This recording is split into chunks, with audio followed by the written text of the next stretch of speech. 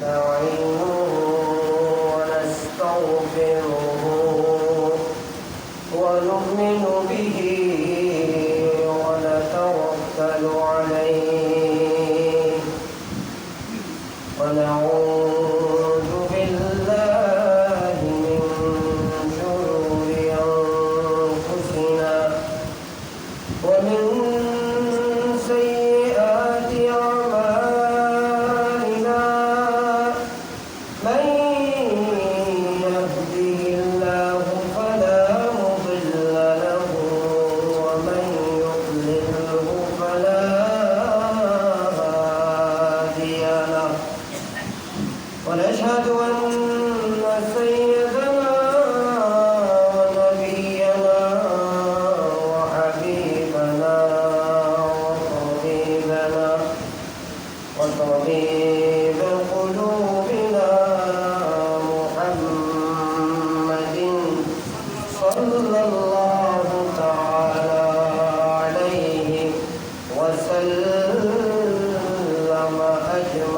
أجمعين. أما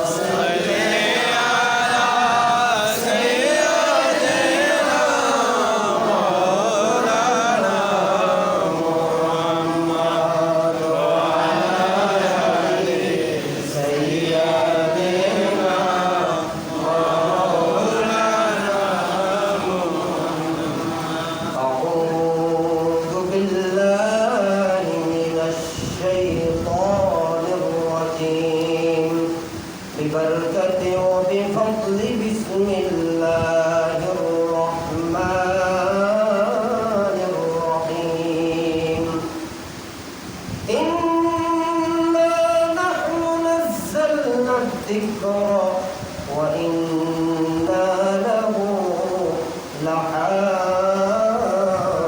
لحافظون صدق الله مولانا العظيم وبلغنا رسوله النبي الحبيب الكريم ونحن على ذلك لمن الشاهدين والشاكرين والحمد لله رب العالمين مولاي صل وسلم وبارك عليه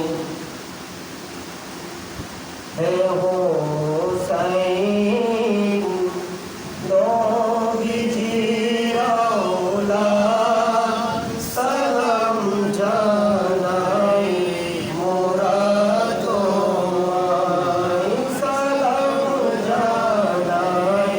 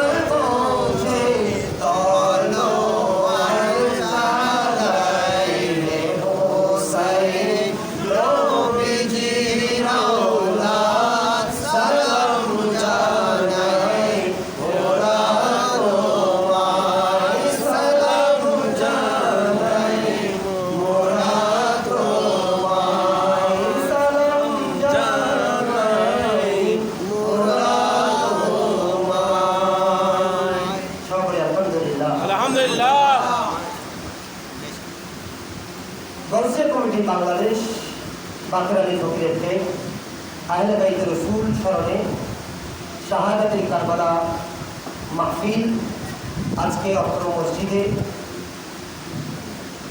আব্দুল আজিজ মালুম জামে মসজিদের মধ্যে অনুষ্ঠিত হচ্ছে। মাহফিল শুরুর আগে